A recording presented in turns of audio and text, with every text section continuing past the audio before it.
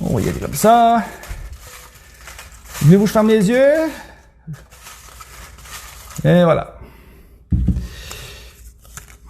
Oh, bébé, c'est toute une question, ça, là.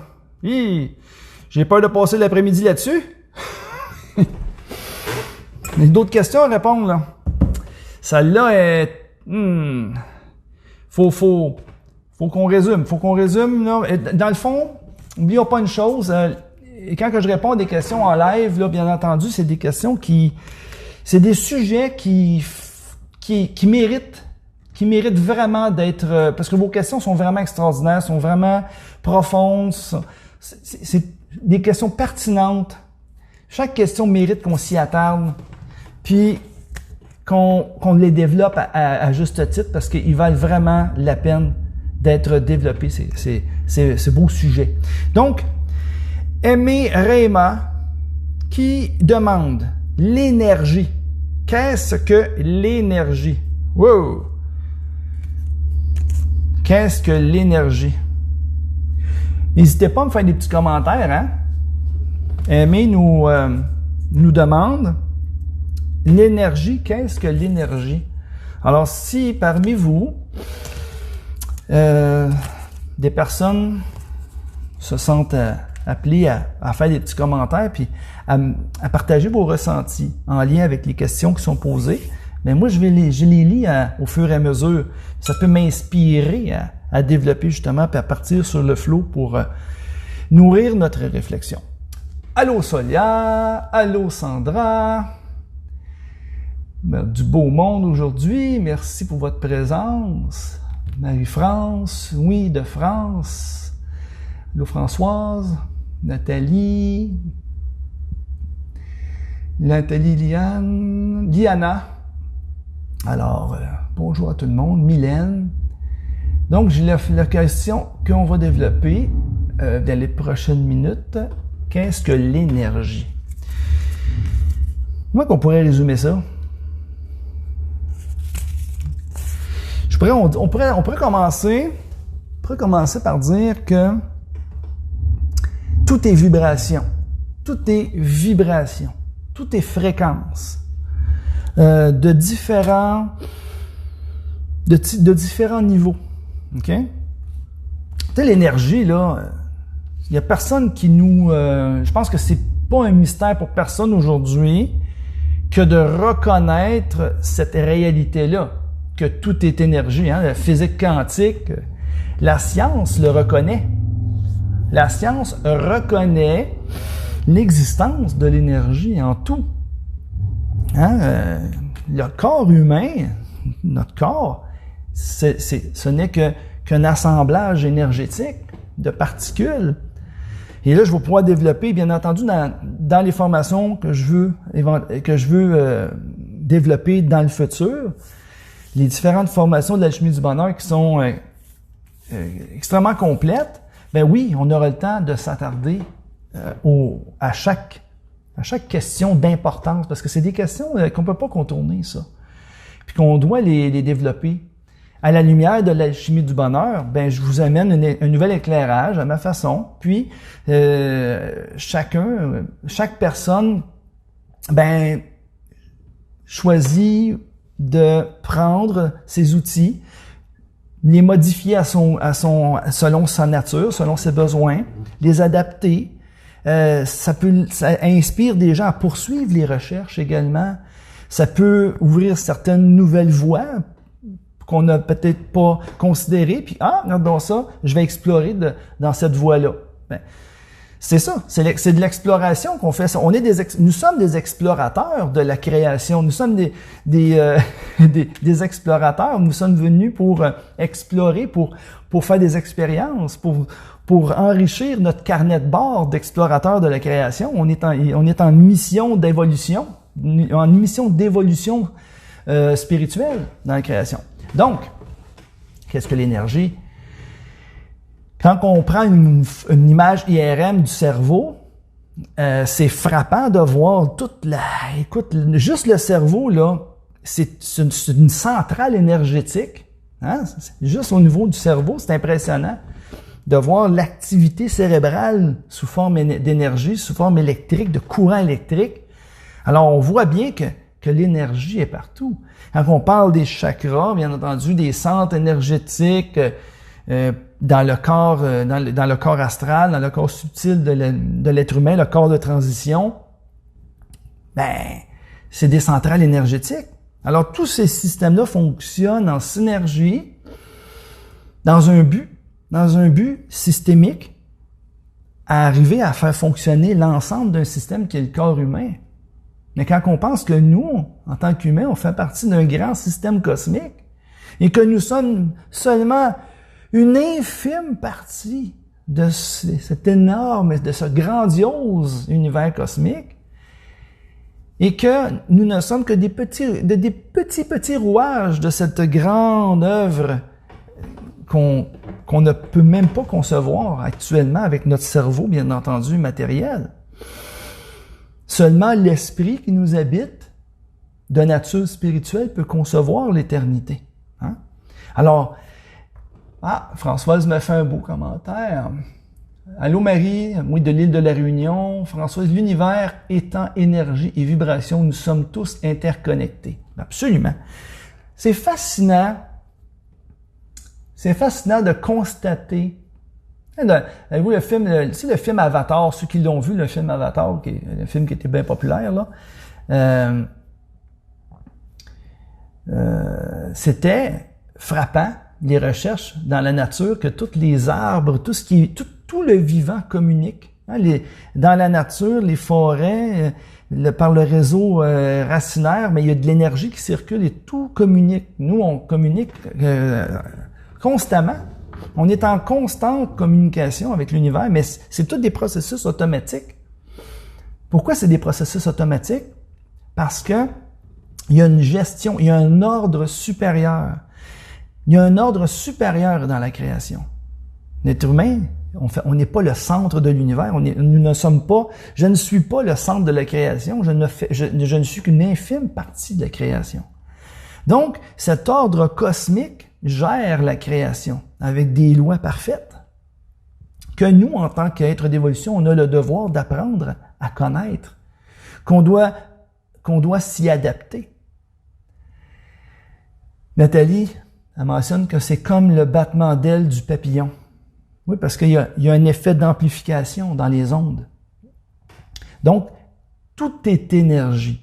Et d'où provient cette énergie quand on peut remonter jusqu'à la source première? Il y en a qui vont la nommer Dieu, la vie, la conscience universelle, Allah, peu importe le nom qu'on va lui donner. Le un, la force, le principe premier. Bien, la source de toute énergie, c'est la source qui est. OK? Donc, il y a toujours le principe premier va toujours exister, a toujours existé. Et ça, il y a des conceptions que l'esprit humain que nous sommes ne peut pas concevoir dans toute son étendue. Et c'est correct. C'est voulu comme ça. Parce que nous, en tant que créatures faisant partie d'un ensemble immense qu'on ne peut même pas concevoir, eh bien, c'est normal qu'on ne puisse pas tout concevoir jusqu'à l'origine de la vie. OK? Mais on peut, par contre, apprendre à connaître les rapports, nos rapports avec la vie, nos rapports avec la création. Il y a des choses qu'on ne pourra, en tant que créature, jamais réellement comprendre, concevoir. Et c'est correct, c'est OK. À vouloir trop approfondir des éléments qui sont au-delà de notre origine, à quelque part, on gaspille un temps précieux à connaître le milieu dans lequel nous sommes déjà appelés à évoluer et c'est une évolution infinie. C'est un potentiel infini déjà là. Alors c'est important de se repositionner, de bien se centrer, de bien se positionner en tant que créature spirituelle d'évolution et d'approfondir nos rapports avec la création, avec les lois qui gouvernent la création, avec cet ordre supérieur qui nous dépasse. on ne peut pas le concevoir, mais on peut le ressentir intuitivement. Cet amour qui pénètre tout ce qui existe. L'amour est énergie. Hein, quand on parle, bon, qu'est-ce que l'énergie? Mais l'énergie, avant tout, provient d'une source d'amour. Amour, justice et pureté. Justice parce qu'il y a des lois parfaites qui gouvernent la création, qu'on ne peut pas dévier, qu'on ne peut pas contourner. Et l'amour parce que cette force unique, qui est origine de toute vie, de toute forme, est amour. Et la pureté même. OK? Tu sais, quand on parle d'un amour pur qui consume le mal, qui consume tout ce qui s'oppose à la vie, on ne peut s'opposer à l'amour. C'est que l'amour est une force irrépressible qu'on ne peut jamais arrêter. L'amour pénètre toute chose. Et c'est nous, en tant que créatures d'évolution, selon notre libre arbitre, qui choisissons de nous opposer ou de faire résistance à ce courant d'amour. Et c'est ainsi qu'on vit de la souffrance, qu'on vit de la résistance. Toute résistance entraîne la souffrance. Bien entendu, on n'est pas toujours conscient de nos résistances. Mais la souffrance nous envoie des signaux. Okay? Et c'est comme ça qu'on apprend à se positionner dans le flot de la vie. Okay? Alors, on parle d'énergie. L'amour est énergie. Tout est énergie. Et dans la création dans laquelle nous sommes appelés à évoluer, l'énergie est de nature spirituelle. Quand on parle de l'esprit qui pénètre tout ce qui existe, hein, l'esprit, la volonté de Dieu, hein, la volonté de Dieu est esprit. Et cet esprit, là, parce que je ne veux pas aller trop dans les détails parce que ça risque d'allonger le live, mais c'est de là aussi que viennent les polarités. Hein? Le positif, le négatif, le masculin, le féminin. Ça, il y a un point important que je veux mentionner, parce que là, on parle de qu'est-ce que l'énergie, puis on parle d'énergie, puis je voudrais en parler là, mais c'est sûr que ça reste à développer beaucoup éventuellement dans le futur. Mais quand on parle de positivité, négativité, hein, c'est un peu comme un courant, je dirais, je sais pas si c'est le courant Nouvel Âge ou peu importe, qui a apporté la notion de positif, négatif un petit peu de façon péjorative, en disant, positif, c'est quelque chose de bien, de bienveillant. Et négatif, c'est le côté sombre, c'est le mal, c'est la malveillance, ou bon. Un est complémentaire à l'autre. Je suis pas d'accord avec ça. OK? À quelque part, moi, j'aime ça les choses claires, nettes et précises. Et il y a des notions qui font en sorte d'embrouiller notre vue. Et c'est le mandat que je me donne dans l'enseignement de l'alchimie du bonheur, c'est de clarifier ces notions pour que les personnes qui désirent vraiment cheminer spirituellement et personnellement puissent obtenir cette clarté-là. Il n'est pas supposé d'avoir de mystère dans tout notre potentiel infini d'évolution spirituelle. Le mystère ne devrait pas exister. Le mystère, ça vient des erreurs, ça vient des enseignements plus ou moins justes qu'on a reçus, ou de nos croyances, nos fausses croyances, nos limitations, hein, nos croyances limitantes. Tout ça fait en sorte d'embrouiller nos vues. Okay? Et je pense que ce qui est de plus urgent, c'est de clarifier nos vues pour avoir une vision claire de nos rapports avec la création, avec cet univers cosmique, cet ordre supérieur, sous lequel on doit, qu'on le veuille ou non, vivre à chaque instant. On est en vie, c'est parce que le courant de vie nous traverse. c'est comme ça, là. J'ai regardé des petits commentaires. C'est comme le battement de l'aile papillon. Oui, Denise a dit « Nous sommes énergie. » Et comment? Attends un petit peu. Voyons, j'ai manqué le commentaire de Denise. L'énergie, c'est l'amour en action. Solia, oui, parfait, oui, tout à fait. C'est beau, ça, Françoise. Nous vivons dans une symphonie cosmique.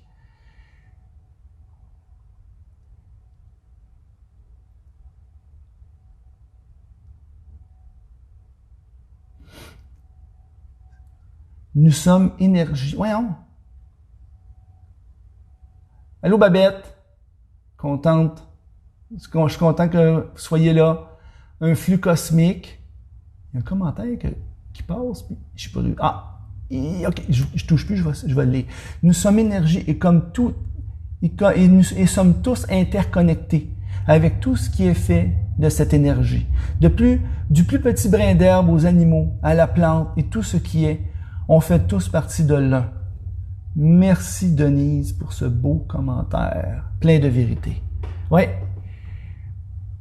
Parce que, comme je voulais parler tantôt, quand on parle de l'énergie, là, un des symboles qui résume merveilleusement bien la dynamique, parce que je suis un passionné de la systémique, de la pensée systémique, de la cybernétique, appliquée à la spiritualité.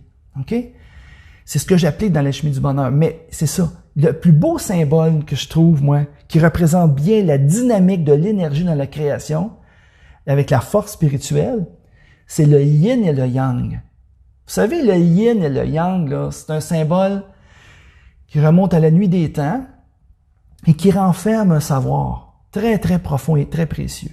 Et c'est sur ça que je vais clore le sujet de l'énergie, mais comme je vous dis, ça pourrait être développé plus tard.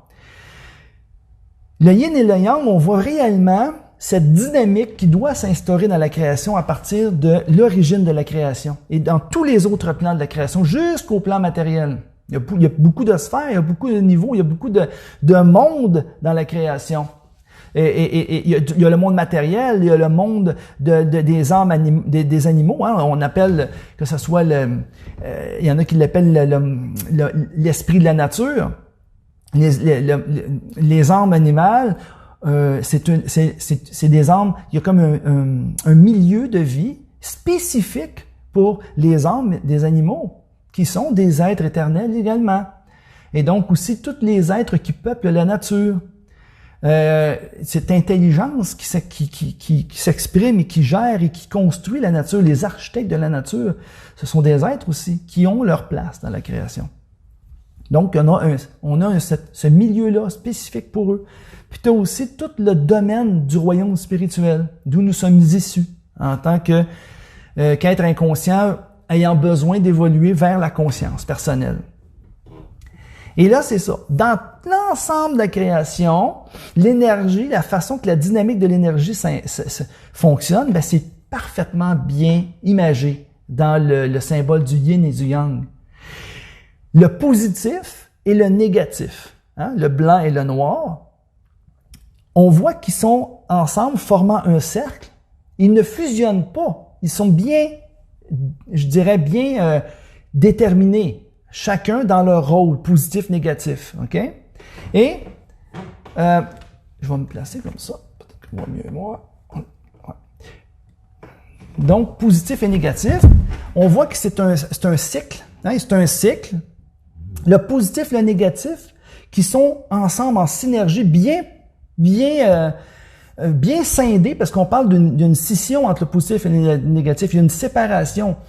Et chacun aspire à l'union. Et ça, c'est symbolisé par le fait qu'il y ait un petit point noir dans l'élément blanc et un petit point blanc dans l'élément noir. OK? Donc, le positif, il y a cet petit élément qui vient je dirais, s'imprégner ou s'imbriquer dans le négatif et le négatif dans le positif. C'est la notion de volonté de fusion. Mais ils ne fusionnent jamais.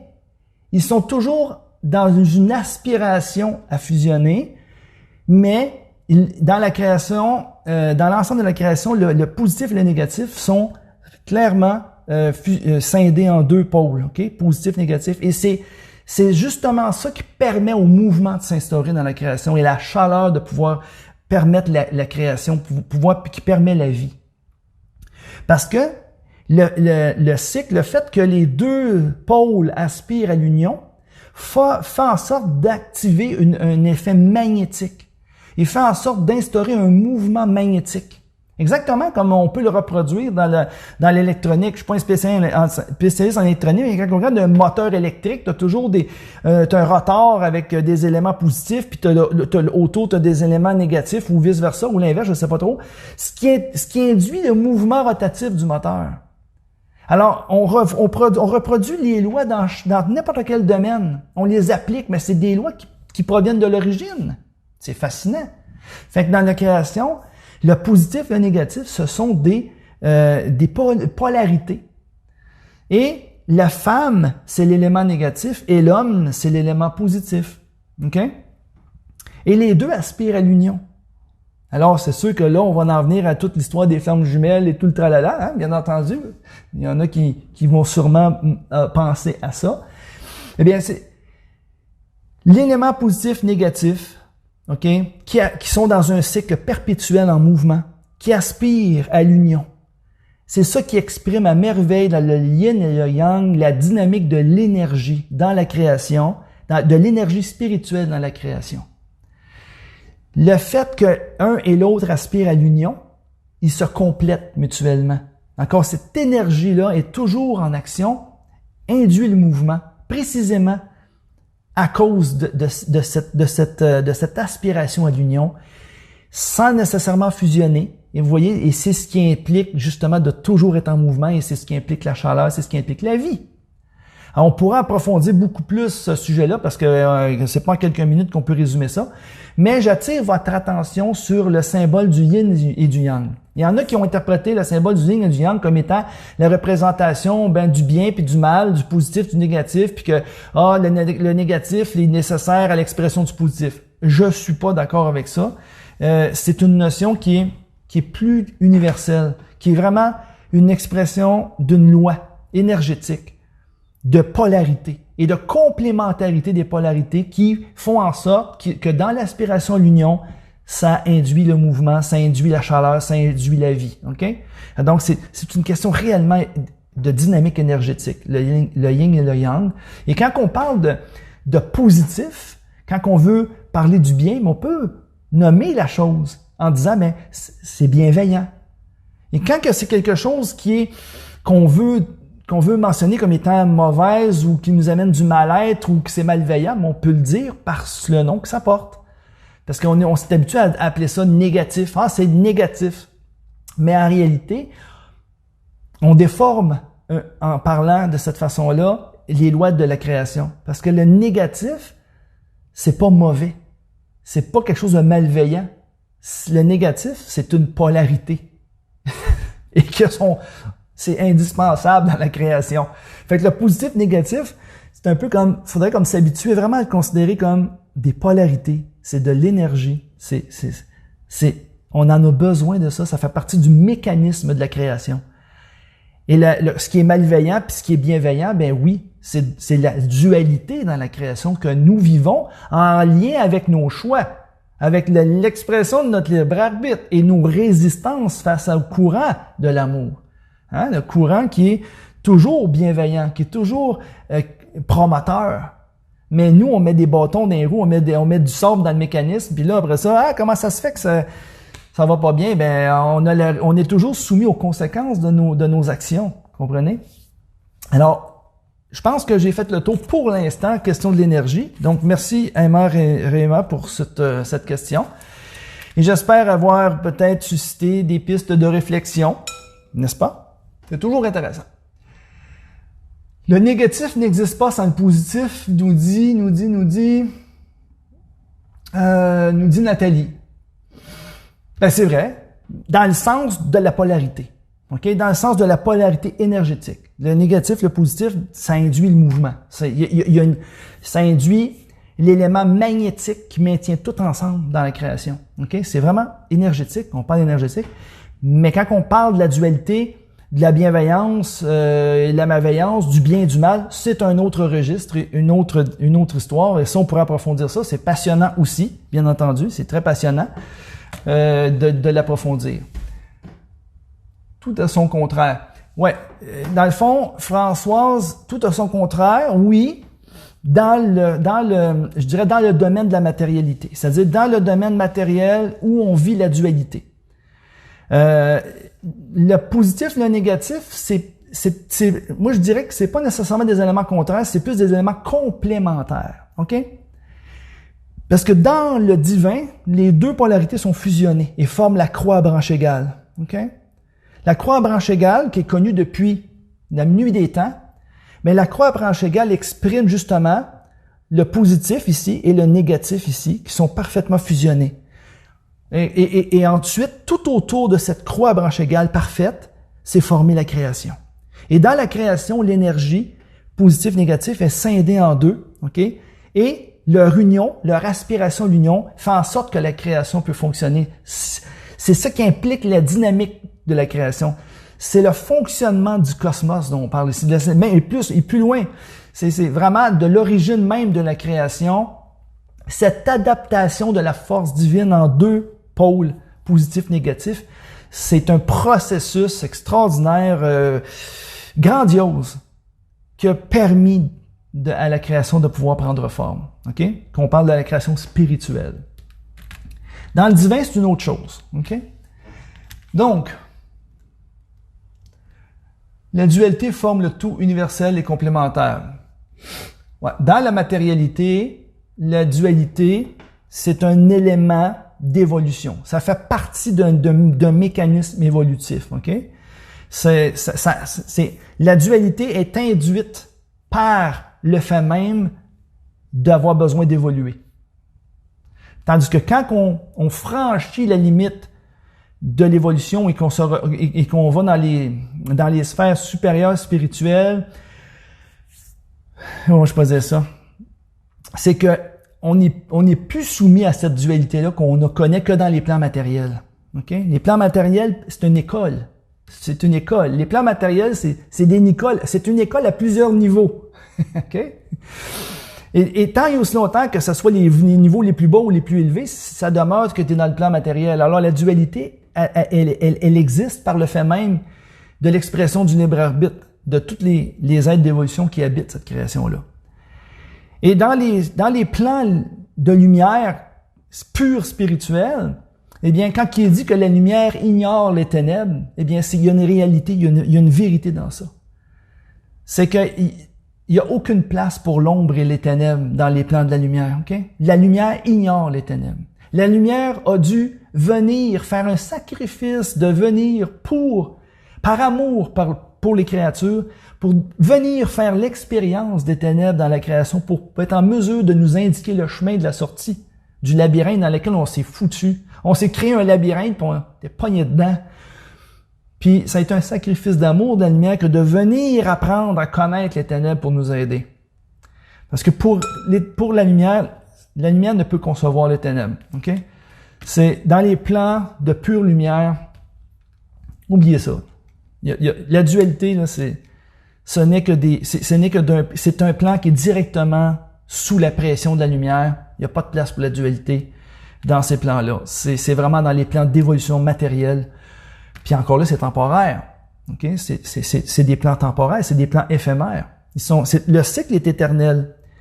Mais chaque cycle dans la matière implique la naissance, la maturation. Hein?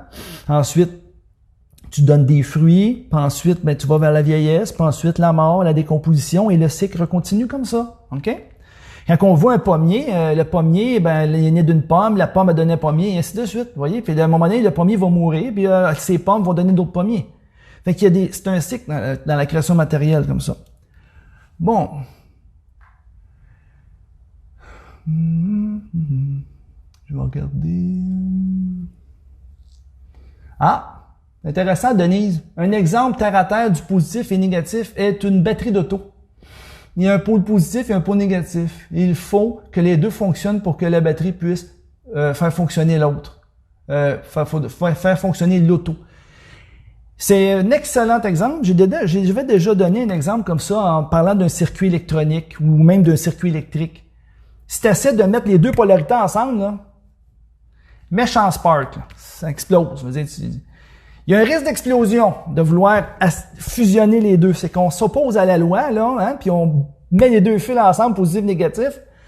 C'est pas une bonne idée. Okay? Donc, la même chose avec une batterie d'auto. Hein, d'essayer de prendre le positif, le négatif, puis les relier ensemble, c'est pas la meilleure idée. Puis quand même que tu voudrais t'obstiner, là, puis à dire, moi, je veux le faire. Mais tu t'opposes à une loi qui est... c'est là. Fait que, paf, le spark va apparaître tout de suite, l'explosion. Vous voyez? Il y a une loi là. Mais si tu respectes la loi puis que tu t'y adaptes, ben, tu vas exploiter cette source d'énergie. OK? Donc, c'est super intéressant. Merci pour vos super commentaires. Je vais les relire aussi plus tard éventuellement. Ça pourrait nourrir d'autres... Ah, j'ai vu quelque chose aussi. Hein. Ouais, Myriam, finalement, le yin et le yang, c'est une embrassade, c'est une embrassade, tout ça. Ouais, dans le fond, le yin et le yang nous résument un processus global. C'est très profond, ce symbole du yin et du yang.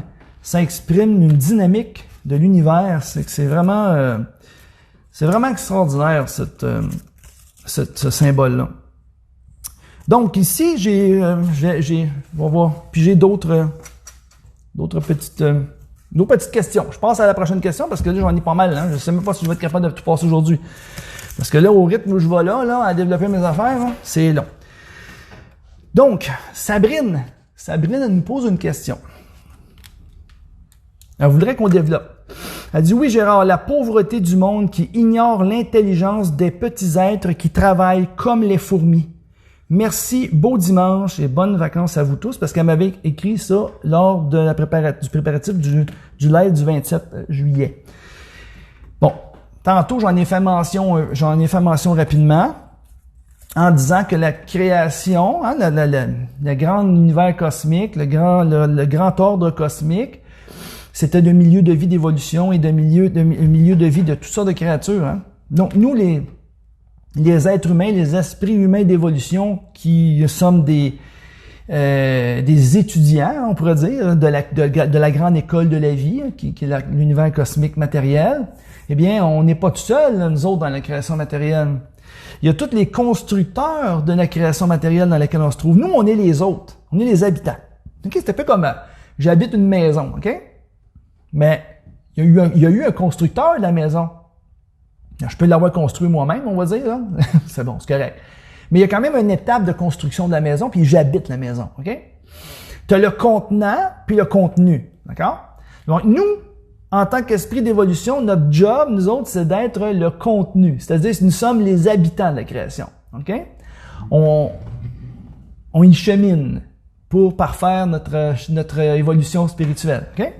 Mais l'arrière-scène, hein, l'arrière-décor de notre milieu de vie extraordinaire qu'est la création matérielle et tous les plans, puis même la création spirituelle, là, tout l'ensemble de la création, c'est une structure cosmique, c'est une structure qui implique l'activité d'un nombre incalculable d'êtres qui sont au service de la volonté divine et qui œuvrent en arrière-scène, le backstage de la création. Comprenez-vous? Fait que, c'est un peu, je pense que Sabrine, c'est de ça qu'elle veut que je parle. Écoute, je peux pas encore là en parler pendant trop longtemps parce que ça serait extrêmement long d'en parler comme ça, mais je pense que on peut faire nos propres recherches, mais dans la mythologie ancienne, il y a des peuples qui voyaient ces êtres-là, qui voyaient ces êtres de la nature qui nous entourent à chaque instant, qui sont présents dans la forêt, qui sont présents dans l'eau, dans le sol, dans l'air. Hein? Quand on parle des salamandres, des sylphes, des ondines, des gnomes, des elfes, hein? Ces êtres-là, les géants, dans la mythologie, il existe un paquet d'histoires, un paquet de contes où ils communiquaient avec ces êtres-là. Les grandes constructions sont issus d'un savoir, d'un partenariat avec les géants, avec les êtres de la nature. Il y a des anciennes civilisations qui communiquaient avec les êtres de la nature, avec cette conscience de la nature. Ils communiquaient ensemble. Parce que les êtres d'anciennes civilisations qui avaient moins, je vous dirais, développé leur mental, leur intellect, OK?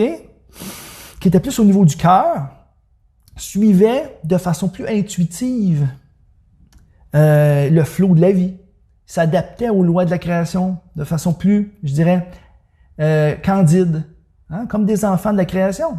Mais en développant de plus en plus notre intellect, notre mental, il s'est opéré une scission entre notre moi véritable et notre mental qui a finalement créé le faux moi, hein? Le fameux ego et tout ce qui s'ensuit, hein?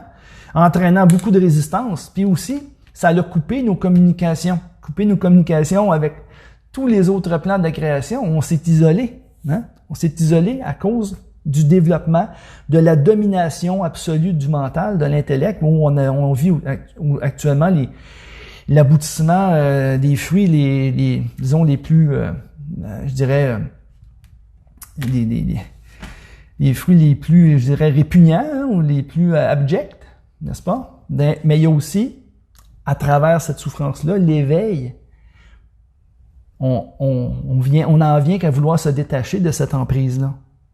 À vouloir dire, wow, ok, t'as peu là. Tout le show de l'ego, le show du mental, on est rendu dans un asile à ciel ouvert. Voyons donc. Qu'est-ce qui se passe? En dedans de moi, il y a quelque chose qui appelle à l'éveil. C'est ma conscience, c'est mon être véritable. Alors, à travers toutes ces ruines, parce que là, actuellement, c'est l'effondrement global de tout ça, et va ressurgir l'esprit, qui a toujours été là, mais qu'on a emmuré. Alors oui, ces anciennes civilisations connaissaient ces êtres-là, étaient en contact avec ces êtres-là. Et nous-mêmes, ma famille, ma femme, moi, on est en contact avec ces êtres-là. Okay? Ma femme est très sensible. Elle a souvent des messages. Quand on va dans la forêt, dans l'eau, dans la nature, finalement, quand on se met en contact avec les éléments de la nature, on ressent leur présence, on ressent leur message. Quand on s'attarde, qu'on est sensible, ben, petit à petit, on peut rétablir une connexion. Et c'est indispensable. Alors, non seulement il y a des êtres dans la nature qui veillent et qui sont les architectes de notre monde, et aussi on peut toucher au sujet des crop cycles, les fameux dessins là, dans les champs. Là. Ça fait des années que je m'intéresse à ça, mais ça aussi, je pourrais faire carrément une vidéo pour ça, mais c'est les véritables crop cycles sont justement une tentative depuis des années, et ça a toujours progressé en complexité, puis même des messages clairs aussi qui se sont imbriqués à travers ça, tout dépendamment il y a une conduite. Il y a une conduite petit à petit pour nous faire maturer vers cette prise de conscience-là qu'on n'est pas seul dans l'univers. Okay? Et c'est ça, parce qu'au fur et à mesure qu'on approche des événements de la grande finale de ce cycle-là, on est en fin de cycle, eh bien, il y a une conduite des êtres de la nature, des architectes de la nature dans cet événement-là. Eux ont une part active à faire dans tous les événements qui sont en cours actuellement. Donc, ils ont un rôle important à jouer. Et ils nous parlent à travers, justement, des signes. Okay? Donc, et il y en a des êtres qui s'occupent de nos pensées. Il y a des êtres de la nature qui sont spécifiquement dédiés à s'occuper de nos pensées. On est constamment entouré. Et chacune de nos pensées qui prend forme dans le monde des formes pensées et qui fait en sorte de créer des milieux de vie pour une fois qu'on va quitter la Terre, mais tous ces milieux de vie sont formés par une intelligence, sont formés par des êtres qui sont au service de la volonté divine et qui nous ramènent toujours à vivre ce que nous avons semé. Nos œuvres nous suivent, mais qui fait en sorte de backstage, qui est tout créé pour nous accueillir dans notre milieu de vie, dans notre milieu d'évolution, ben c'est toujours des êtres qui sont au service de la volonté divine. Okay? Donc c'est fascinant, c'est passionnant. Donc oui, là, Sabrine voulait que je vous en glisse un mot, donc je vous en ai glissé un mot. Je ne sais pas si vous avez déjà vécu des expériences de ressentir la présence de cette intelligence dans la nature, de cette intelligence qui nous entoure, de cet amour. Hein? Et c'est grandiose quand on pense que on n'est pas seul dans l'univers, on n'est jamais seul. Puis là encore, on parle pas de nos guides, on parle pas des guides spirituels qui sont une autre chaîne d'aide qui sont continuellement là pour nous aider. Hein? Parce qu'il y a des chaînes d'aide d'esprits comme nous qui veulent nous aider et qui sont toujours autour de nous pour nous aider, les fameux guides et cette chaîne guide qui monte jusqu'à les plus hauts niveaux spirituels. C'est une structure extraordinaire, la création, quand on s'y attarde et qu'on se met à approfondir ça. Ça fait en sorte de nous encourager, de dire, ben écoute, peu importe les difficultés qu'on vit actuellement, il y a plus que ça. On peut transcender cette souffrance, cette détresse, puis se tourner, s'ouvrir comme un enfant à cette réalité du monde invisible. Puis, je vous dis là, c'est des miracles qu'on ressent.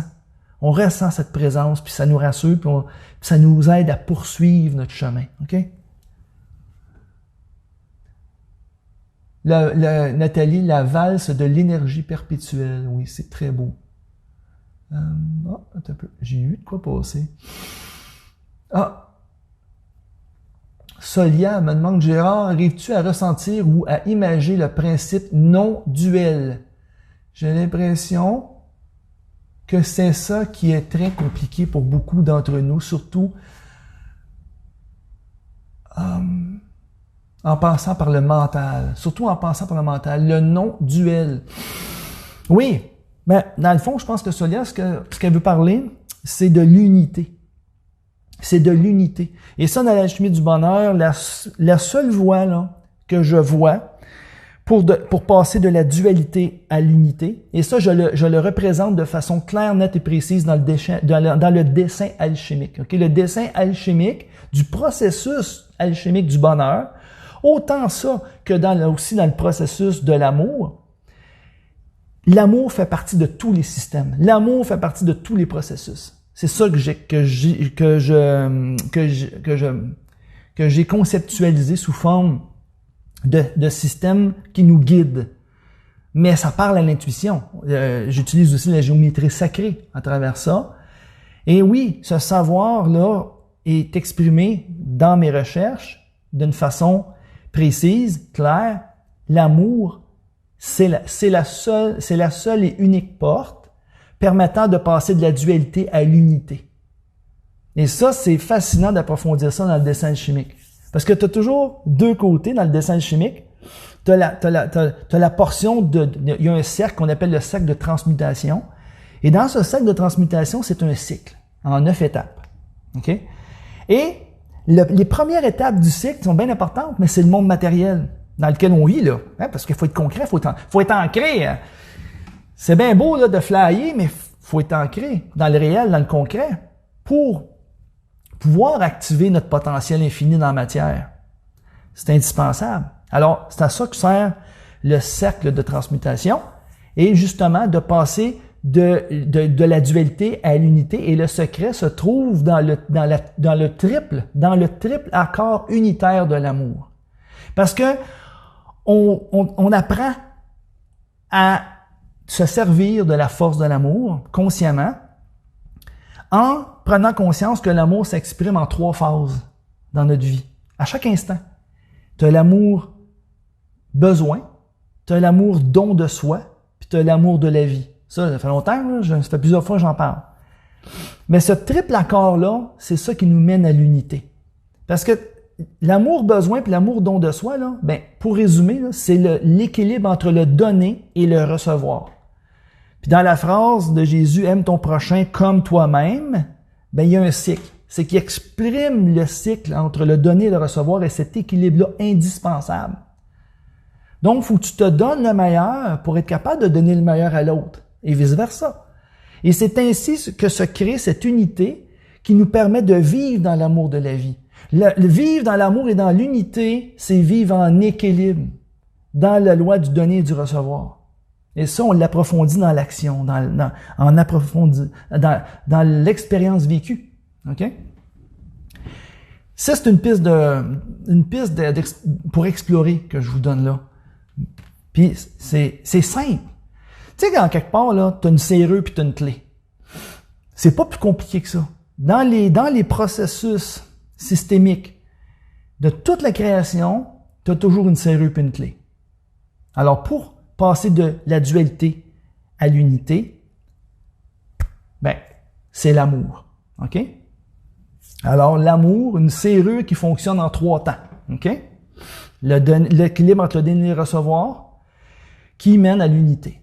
Mais ça pourra encore une fois être développé ultérieurement, mais c'est l'indication que je vous donne. Dans le fond, le secret se trouve dans l'amour, dans l'expression de l'amour, en comprenant bien les phases nécessaires à l'épanouissement de l'amour véritable, à cette unité dans l'amour.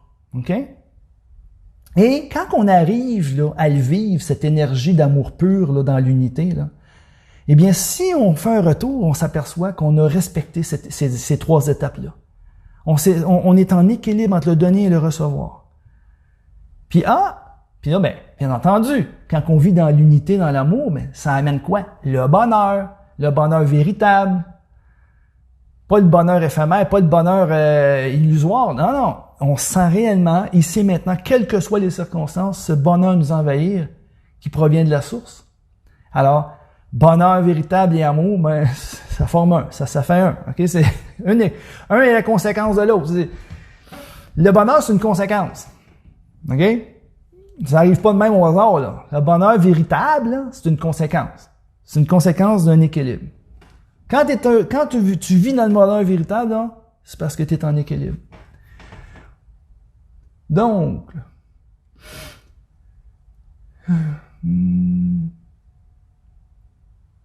je regarde les commentaires un petit peu. Ah. Les êtres invisibles, là, c'est ce qui m'écrit ça?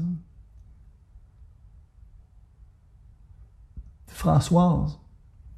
Des êtres invisibles pour nous qui vivons avec un bandeau sur les yeux. Nous sommes dans la caverne de Platon. Habitant au milieu de la nature, je ressens certaines choses. Ah, oui. Super beau commentaire, Françoise. C'est effectivement ça.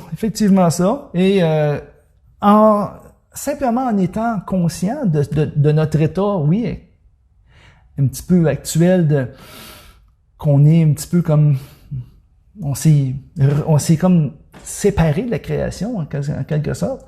Il faut revenir à notre appartenance à la création. Et c'est comme ça qu'on devient plus sensible à tout ce qui nous entoure et au monde de l'invisible. C'est ça qui est merveilleux. Cette unité, on tend vers l'unité.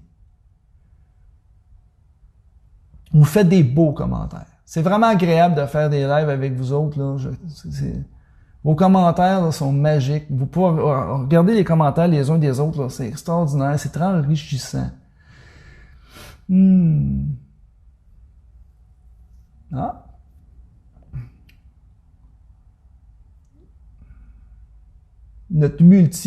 Solia parle de notre multidimensionnalité, de notre impact et responsabilité sur chaque chose. Ah, oui, mais oui. Nous sommes des êtres multidimensionnels, qu'on le veuille ou non. Mais c'est ça l'affaire. C'est que dans l'inconscience, on impacte les mondes invisibles aussi. On a toujours une empreinte. Tu sais, quand on parle de l'empreinte écologique, l'empreinte carbone, là, hey, je te dis, c'est pas important, hein, on est conscientisé.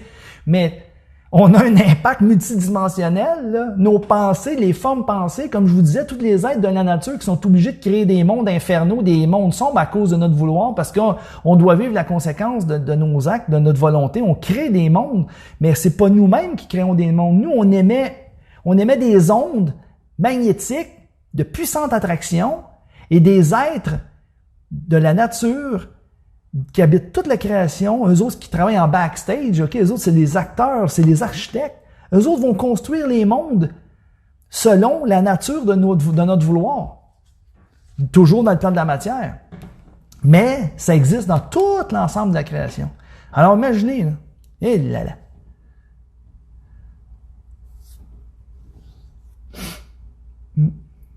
Je vais passer à une autre question.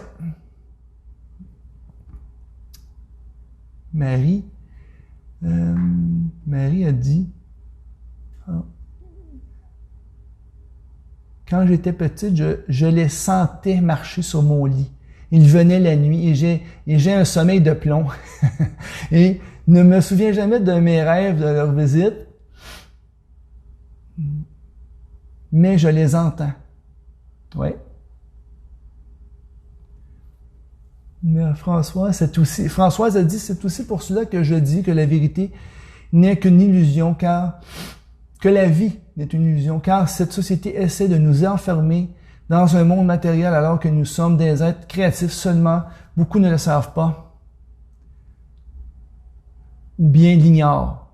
Ben, oui, Françoise, puis comme je vous disais, la vie est bien réelle. La vie est réelle. Ce sont nos formes qui sont nées de l'émission de notre vouloir, c'est-à-dire ce qu'on aimait comme vouloir, nos croyances, toutes les formes nées de nos croyances, c'est un monde illusoire. Tous les mondes, toutes les formes qui naissent de nos fausses croyances ou de nos croyances limitatives, ce sont des illusions. Mais au-dessus de ça, là, de toute notre expérience évolutive, la vie est bien réelle. Là. Okay? Il y a un enjeu réel. Là. Notre être intime, profond, d'origine éternelle spirituelle, relié à l'amour divin, eh bien, c'est le réel. C'est la vie réelle. Alors, tout ce qui entoure ça, autour de notre expérience évolutive, eh bien oui, c'est temporaire, ce n'est qu'illusion. Mais cette illusion-là peut nourrir justement soit notre déchéance ou notre élévation. Il faut toujours, à un moment donné, il faut en venir à se détacher du monde matériel. OK? Aussi beau, tu sais, à un moment donné, on va s'élever dans la création, mais on peut franchir des mondes lumineux, paradisiaques, mais on est encore dans le matériel.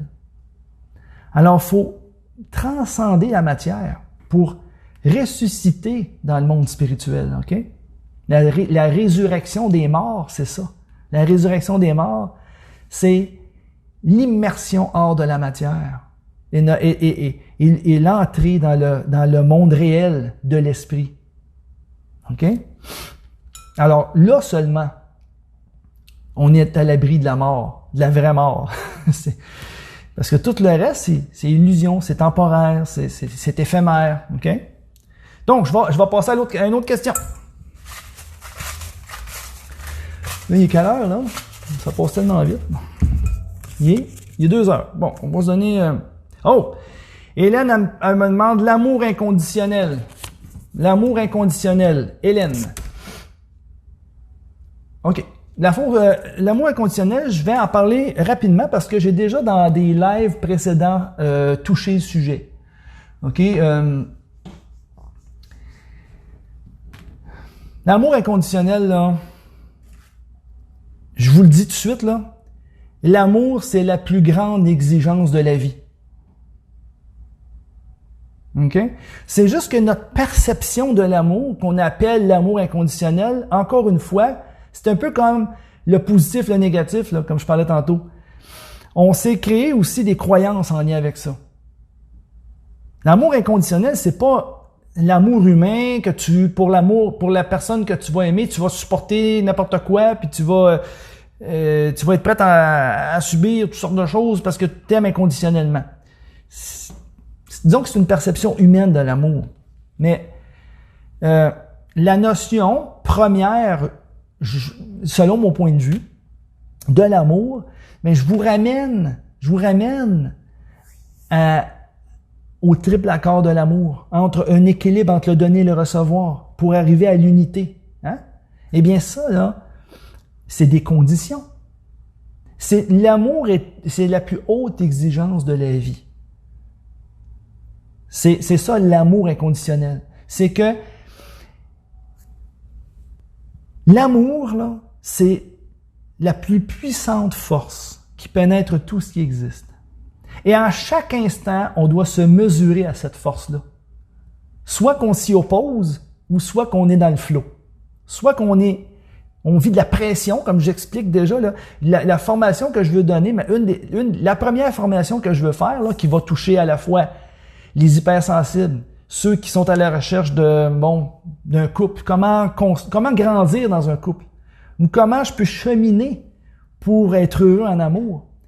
Mais dans le fond, le savoir de l'alchimie du bonheur, c'est un savoir universel. C'est que ces systèmes-là, une fois que vous les avez intégrés dans votre vie, ça s'applique à toutes les sphères dans votre vie. C'est ça qui est magique. C'est ça qui est extraordinaire. On revient toujours au même principe. C'est toujours une question de positionnement en lien avec le courant de l'amour. On peut pas s'y opposer. Soit qu'on vive de la pression, okay, de la pression ou de l'oppression. C'est l'oppression qu'on vit, là, tu sais, le mal-être, là, bien, c'est la conséquence de résistance qu'on émet contre la force de l'amour. Et qui fait en sorte que, on sent cette pression-là. C'est puissant, là. Aussi grandes vont être nos résistances, aussi grandes on va vivre, de façon aussi puissante, on va vivre la pression, l'oppression, le mal-être, la souffrance. C'est tous des signaux d'alarme pour nous dire, oh, place-toi dans le flot de la vie. Okay? Dans le flot de la vie qui est amour. Et ce courant irrépressible qui nous traverse à chaque instant, ben c'est toute une question d'adaptation et de positionnement en lien avec cette force qui nous traverse. Alors, l'amour inconditionnel, c'est que l'amour, il est toujours là. On peut pas empêcher l'amour d'exister. L'amour, c'est la force qui pénètre la création. Alors, c'est inconditionnel. On ne peut pas offrir aucune résistance. C'est-à-dire, on peut offrir une résistance par notre vouloir, mais il faut en subir les conséquences. Vous comprenez? Fait que l'amour est inconditionnel. C'est qu'on doit inconditionnellement vivre dans le courant de l'amour. Soit dans la souffrance ou soit dans le bonheur. Vous comprenez? Le bonheur résulte d'un équilibre, d'un positionnement qui fait en sorte que tu vis l'amour entre le donner et recevoir dans l'unité, et tu atteins cette unité. Et là, par la force d'attraction de l'amour, tu t'élèves. Sans effort, tu te sens léger. Okay? Tandis que quand tu fais opposition, les blessures, les fausses croyances, les croyances limitantes, tout ça, là, hein? Tout ce qui nous oppose au courant de l'amour, ben, on vit dans la souffrance, l'oppression, le mal-être. Okay? Et ça nous abaisse. Mais l'amour veut pas du mal pour nous. L'amour est tout simplement. Alors nous, en tant que créature d'évolution, c'est ça. Le but de notre évolution, c'est d'apprendre à se mettre en phase avec le courant de l'amour. Et plus on se met en phase avec le courant de l'amour, plus on est heureux. Donc, il y a une compensation, il y a un élément de compensation de cause à effet dans ça, là. OK? Donc, l'inclusion dans l'amour ou l'exclusion dans la peur. C'est ça l'amour inconditionnel. C'est que on est soumis sans condition aux effets de l'amour. Et c'est à nous de nous positionner dans ce flot-là, dans ce courant-là. Que ça soit dans notre relation avec nous-mêmes, avec nos enfants, avec dans notre couple, hein, avec notre prochain. C'est toujours les mêmes éléments, toujours les mêmes là, simples lois qu'on doit appliquer, qu'on doit vivre, qu'on doit expérimenter. Donc, je pense que j'ai fait le tour de l'amour inconditionnel. Mais on peut s'en reparler, bien entendu. C'est toujours passionnant. On va prendre une autre petite question que je vais piger. Qu'est-ce que ça va être? OK. Marie, elle pose une question. La capacité de l'être humain tellement embrigadée dans le système qu'il en oublie d'où il vient et qu'il a un intellect. Allez, allô quoi? Allô, on va dire wake up, réveillez-vous. Donc, la capacité. Tu sais, dans le fond, là, je vous dirais que la phrase qui revient souvent dans mon approche, de mon coaching de l'alchimie du bonheur, c'est « développe ton potentiel infini ». Hein, quand on parle de la capacité d'être humain, hein, le potentiel infini, là, c'est quelque chose. Donc, quand on parle du plein potentiel en développement personnel, là, tu sais, développe ton plein potentiel, mais le plein potentiel, le réel plein potentiel, ça va plus loin que juste des habiletés matérielles, intellectuelles, là. Non. Ça va au niveau spirituel. Alors, il faut que tu atteignes la partie supérieure du développement personnel dans la dernière étape. Ben, c'est-à-dire, on dit la dernière, mais en réalité, c'est parce que si on part du bas vers le haut. Mais si on part du haut vers le bas, c'est la première étape. Vous voyez? Toute une question de perception. Où est-ce que tu te trouves dans la pyramide? Tu te trouves-tu en bas? En bas au niveau matériel, ou est-ce que tu es dans des besoins, dans les plaisirs et les désirs? Hein? La première base, là, la pyramide de Maslow, là, que j'enseigne, entre autres, dans les chemins du bonheur, là, la fameuse pyramide de Maslow, là, avec toutes les étapes. Le bas, là, les premiers étages dans le bas, tu es dans les désirs, dans les plaisirs. Puis c'est correct. Ça fait partie de l'expérience matérielle. Hein? Tout soulagement d'un besoin physique apporte une satisfaction, un plaisir. Ça fait partie d'une loi. C'est beau, mais c'est une question d'équilibre. Donc, les plaisirs, les désirs dans le bas. Mais dans le haut, tu as une transcendance. Dans le haut. Mais en réalité, si on part vraiment d'où on est supposé partir, c'est-à-dire qu'on est supposé de partir du haut vers le bas. Mais là, à cause de notre déviation, puis à cause du mental qui nous a envahis, puis que la domination absolue de notre intellect, on part du bas en montant vers le haut de peine et de misère. De peine et de misère, on part du bas, puis là, on monte en haut, on commence à s'ouvrir à des choses, hop, pour transcender là, toutes nos limitations physiques. Mais en réalité, on a le pouvoir à chaque instant de renverser et d'aller au sommet de la pyramide. À chaque instant. Pourquoi? Parce que l'élément spirituel que nous sommes, l'élément vivant spirituel, la conscience spirituelle que nous sommes, a cette capacité. A cette capacité de transcender la matière. Donc, la capacité de l'être humain. Il faut penser, il faut agir, il faut vouloir à partir du niveau supérieur de la pyramide pour transcender tous les autres niveaux. Et non pas partir du bas vers le haut. C'est beaucoup plus difficile, beaucoup plus ardu. Okay? Puis on gaspille beaucoup d'énergie dans ça. Et le niveau supérieur, ben, c'est la conscience d'être. C'est la spiritualité, la conscience d'être. L'ouverture du cœur. OK? Ouverture de la conscience. Hein? Développer la pleine conscience. Tout ça, ça se fait pas par des exercices, là. Encore là, moi, je peux dire ça, je suis sévère avec ça. Les fameux exercices spirituels, fais telle chose, puis tu vas développer telle affaire, puis développe tel chakra, ouvre tel chakra, puis non. C'est simple. Ouverture du cœur, soyez comme des enfants, hein? Accueillir simplement, sans analyser. Une fois qu'on l'a accueilli au niveau de notre plexus solaire, puis qu'on l'a élaboré au niveau de notre cœur, on laisse l'intellect ensuite le réaliser dans la matière. Vous voyez? On part du haut vers le bas.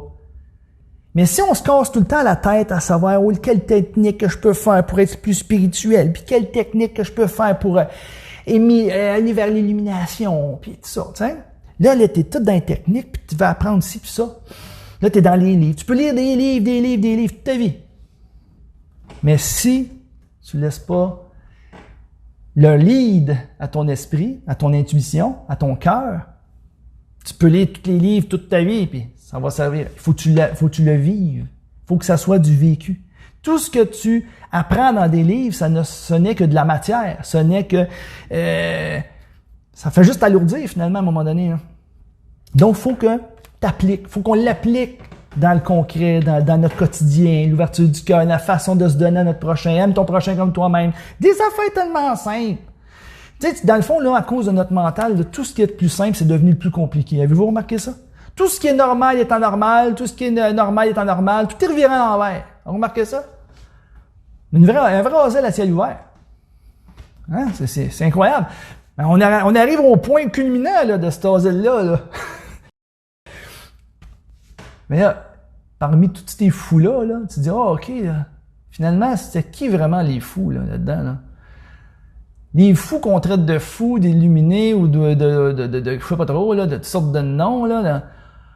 Ah, finalement, ils sont pas si fous que ça. Vous voyez? Pourquoi? Ben, c'est ça.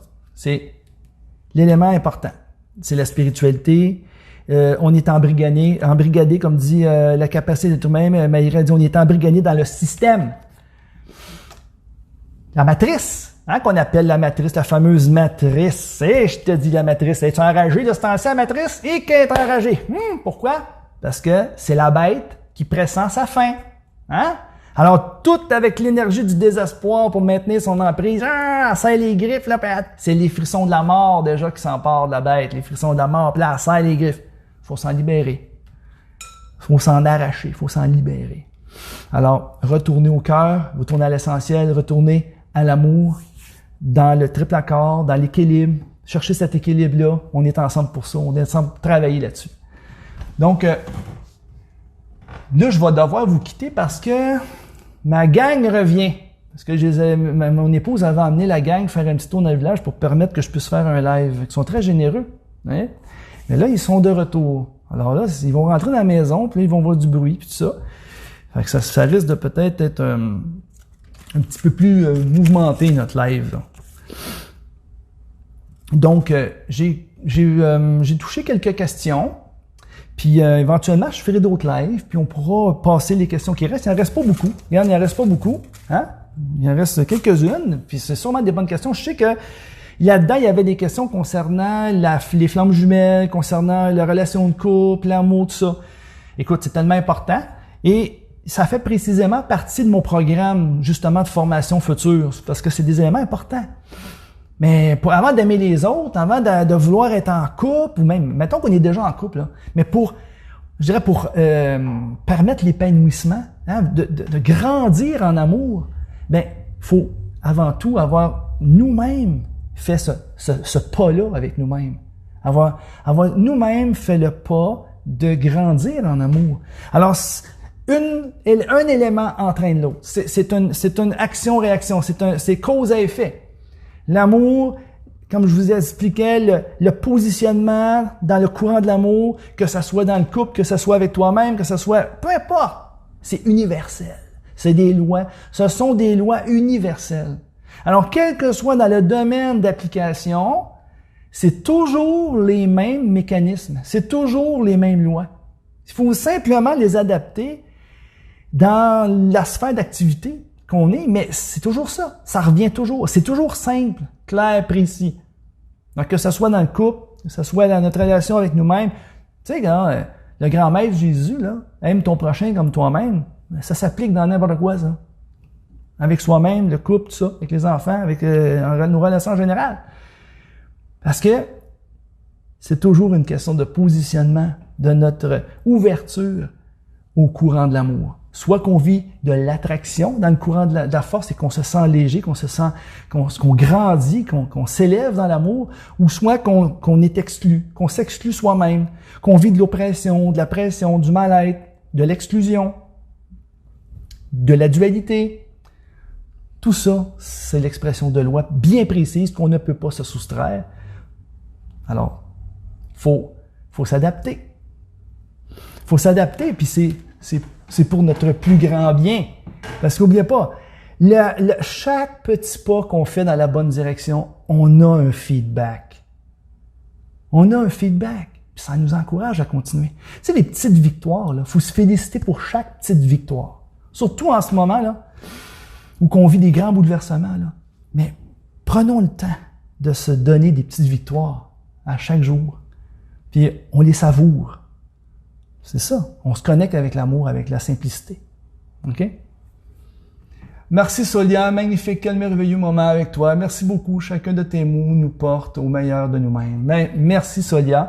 Je vous remercie tout le monde pour la belle présence. Je vais enregistrer le live et je vais le mettre disponible sur mon mur et sur ma page YouTube, sur Alchimie du Bonheur. Vous pouvez trouver toutes mes vidéos là, qui sont présentes, disponibles pour être regardées, visionnées, consultées à chaque fois que vous en avez besoin. C'est là pour vous. OK? Je vous aime. À la prochaine. Bye.